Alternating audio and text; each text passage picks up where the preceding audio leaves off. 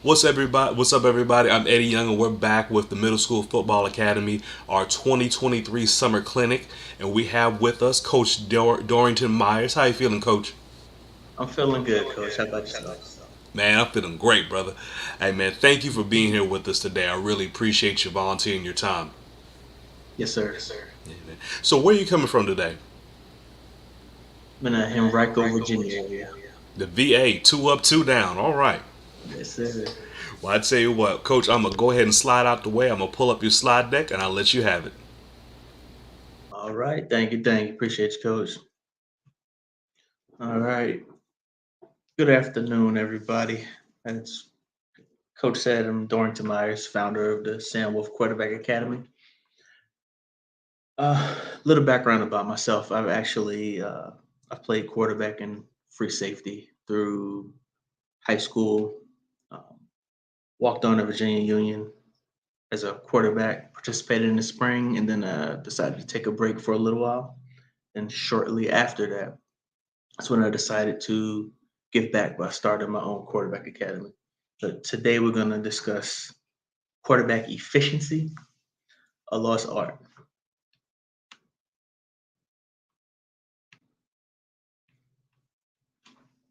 What is efficiency?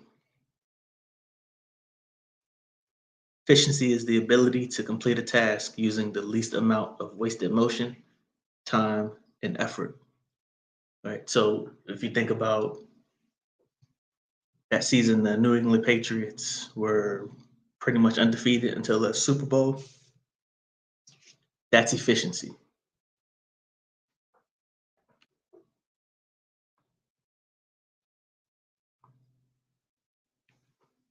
All right. In my academy, we come up with these B statements. So this is what you would want your quarterback to have as a characteristic, right? You want to be an extension of your coaching staff. So what that means is you want to be that knowledge expert. You want to know your playbook inside and out. So if your teammates know, may miss an assignment or they may ask you a question, hey, what do I do in this play? Boom, you can give them that. Right.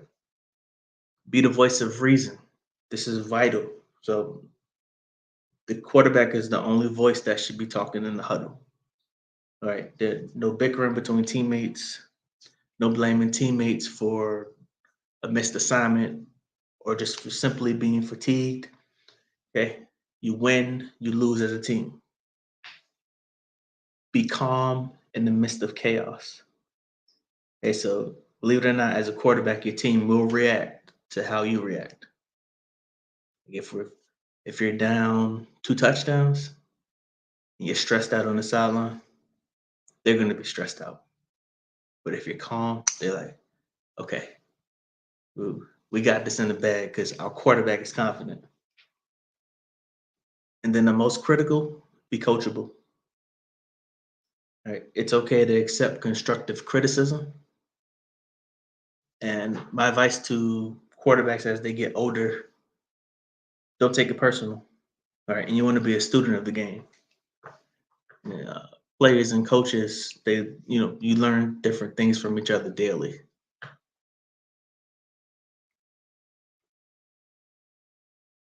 Moving to the nitty gritty, moving the ball and managing the game. Right, when you hear the term game manager, you think you're downplaying a quarterback, but it's actually a good thing.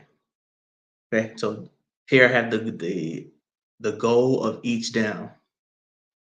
On first down, you want to gain 4 more yards, which when you do that, your chances of converting increase, which also has increased your efficiency on third down. Second down, you want to achieve or get half of what's remaining to convert. Third down, this is key. Take what the defense gives you. Stay true to the OC's game plan. Because believe it or not, your OC has done the pregame work, the film study, and it's the most critical down. And here's where everyone needs to give their best effort. The statistics show that the teams that often win, They're converting on third down. They're taking what the defense is giving them, and they're making the easy passes. When I say easy passes, if it's open, get it to your target right now. Let your playmakers work in space.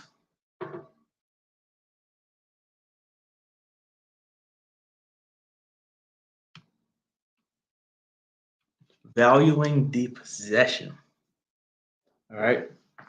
So your progression, whether that's a true progression where your coach tells you if receiver number 1 isn't open, you go to 2, you go to 3, you go to 4. And when we talk about being efficient, the most underrated and underused target in the game is your check down. Check down meaning your running back could come out the backfield, your tight end on the quick stop or quick curl. What this does is it leads to a better completion percentage and your quarterback gets in rhythm faster. All right. Protection wise, you want to know where to slide to, where to send your slides to, where your weak spots are, and how to adjust. Because when you keep your quarterback off the ground, your offense is being efficient. Okay. Having disciplined footwork. This is key because once you master timing and your footwork matches the receiver's footwork, or vice versa, your receivers are then able to catch the ball in stride. Blitz counter. This is where called threat assessment. This is strictly film work.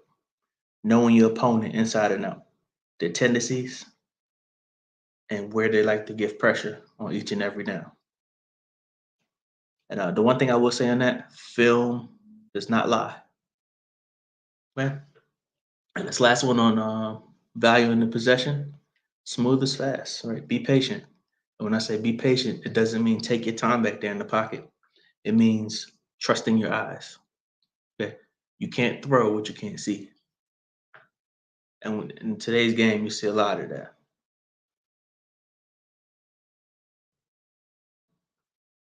Right? Field positioning. There can be absolutely no sacks. So we're talking if you're backed up in your own end zone, right? If you're in a negative yardage situation, you want to also make secure throws. And this ties in with your OC priorities. On this down, we want to go here. Not because it's safe, but because it's the right thing to do. And key thing that I like a lot of quarterbacks to start paying attention to, you don't have to force the ball. It's okay to throw the ball away. Live to play another down.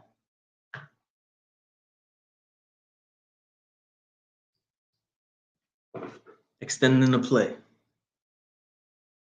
When you have that play clock in your head, on average, the best QBs, you might see them take less than 2 seconds to get the ball out. That's because they know the progressions. They know from film work who's going to be where, who's going to be open, right? And it is this thing where you will feel the ground get hot under your feet as the quarterback, and your body will tell you when to move, when to stay in the pocket. And leading to pocket awareness, you want to be able to keep your eyes downfield while also finding lanes. And then when you're operating outside the pocket, like the goal is to extend for your targets to find space, not for you to run as a first option. Now, if you can clearly see that all your targets are covered, nobody's open, and you have green grass, by all means. But in terms of being efficient, the best way to do it, let your playmakers work. They'll find space for you. Okay. And then using your athleticism to your advantage as a dual threat. There's a time and a place for it.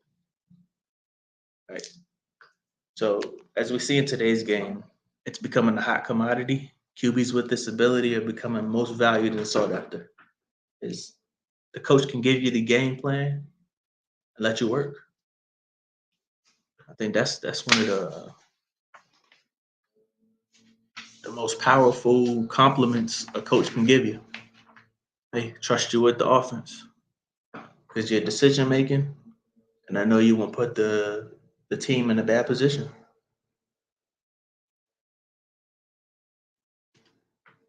And now we have battling the elements.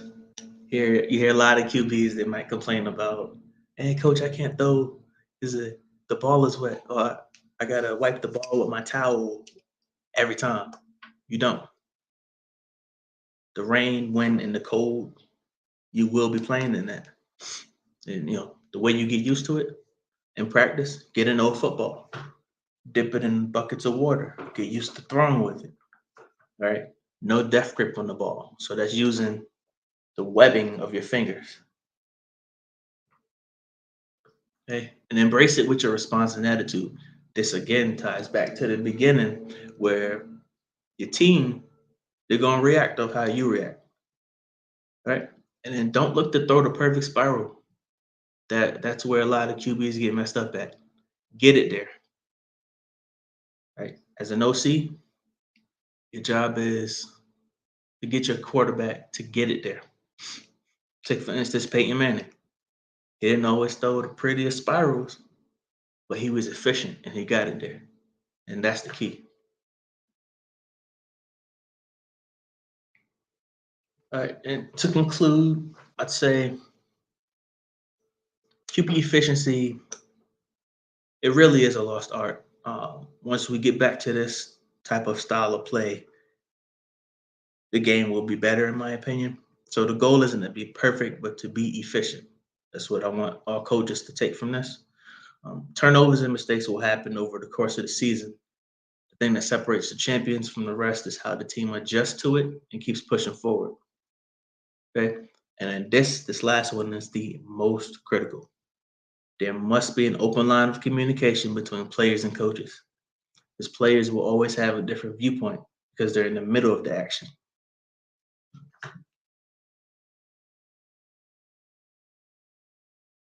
All right. And my social media links or social media handles, right? I'm active on all of them. Twitter at Gizmo_Myers, Instagram at Sandwolf Quarterback Academy _. Facebook, Sandwolf Quarterback Academy LLC. LinkedIn, first name, last name. And my YouTube is also Sandwolf Quarterback Academy LLC.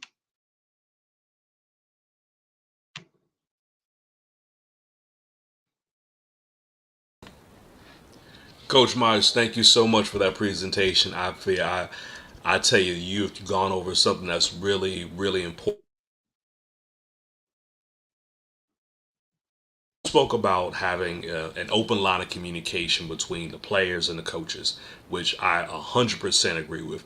Do you have anything, or can you recommend to the guys something that may help to increase or to kind of really free up the kids to be able to speak with us as coaches? Because, you know, whether we want to admit it or not, sometimes, we come across a little scary. We the big old scary guys and whatnot, and the kid might be a little timid. What are some ways where we can encourage our players to be open with us? Oh, yes, sir. I love that question. And I can speak from my personal experience as a young coach, right? It's up to us to create that open line of communication. So what I mean by that is, ever so often, don't even make it about football. Just check on, hey, how you doing today? How was school? What'd you eat this morning? Little things like that. It gets your players really trusting and buying in. And I say just that simple question, like you said, it's what did you eat today? It's very small. It's somewhat kind of unassuming, but especially if you come from if you're coaching in an area where you just don't know what the kids are eating, and quite frankly, even if they have school lunch, sometimes the kids they'll say, "Well, I don't like what they have for school lunch, so I'm just not going to eat." And that may be the reason why they're not performing well at practice or at the game. So that's a great question. Uh, and I love what you said about that about getting an old football or getting or dunking in a bucket of water, something that puts them in adverse situations. Do you have anything else that you would say that you would recommend that kind of challenges the guys? Because I coach 7-on-7, but I'm always telling my guys, when it comes to the fall, you're not going to have 4 seconds to sit back here in a pretty pocket and just throw it. You're going to have some animals coming at you. Absolutely. Yeah. So, what are some other things that you do to kind of challenge your QBs to help prepare them for when the bullets are firing? With that coach, I actually create those in-game scenarios during either individual training or whether or not a coach allows me to be involved with practices. Right? Me personally, I enforce that knowing your progression 1.5 to 2 second rule, where if it takes longer than 2 seconds when your receiver is clearly open, that's either wind sprints at the end of practice, extra push-ups, and as a QB, we're like, I don't want to do that. Right. So for me, it's the reward versus, I hate to use the word punishment, but rewards versus punishment system. That's right.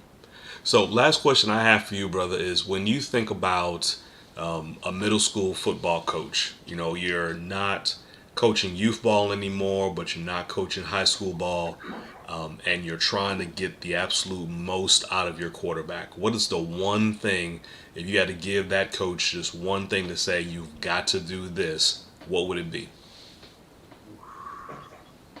I can go. There's a lot of different ways I can go with that, but Well, I tell you what, if there's a lot, give us three. Give us three three. things they got to do. Number one, sometimes it's okay to, I don't want to say get on that quarterback's level, but show them that you're human. There's a lot of coaches naturally we have this superhuman. Oh, I'm not cold. Knowing that we're cold when you're cold. Yeah. When you show you can relate to that age group, they're like, okay, coach is in this with me. Number two, teach them the fundamentals. I'm talking bare minimum fundamentals. Because at that level, that's critical. Then when you get older, then you can talk about advanced coverages and all that good stuff. And then number three, actually allow them to watch film with you. And I see there's a lot of course I'm not finger point or anything like that, but there's a lot of programs that with the coach it's my way or the highway. But if your quarterback doesn't truly understand your way, your scheme, you can't expect them or her this day and age to execute the way you want to. So it's just like I like using this a lot. Tom Brady and Bill Belichick. Bill's right here, Tom's right here. Hey, I'm gonna show you what I see. Spit the knowledge back to me. Yes. I love it. And I especially love your second one, focusing on the fundamentals, because, fundamentals will take players very, very far. And a lot of times, honestly, you really can't assume that the players know anything. Right. We sometimes will say, well, why didn't you know where the four hole is? It's like, well, I've never been taught the four hole, coach. The coach before me just said get the ball and run to where it was open. So And there's a lot of high school running backs that yeah, they don't know. and you get to college and you're not starting because of that. Or the coach know you're one of the best 11, but you lack that technical skill. That's it. It's a real thing. Well, Coach, I really appreciate you dropping knowledge with the guys today. We will take a little break. We'll be back at the next hour, 4 o'clock, for our next presentation. But Coach Myers, once again, I thank you, my brother.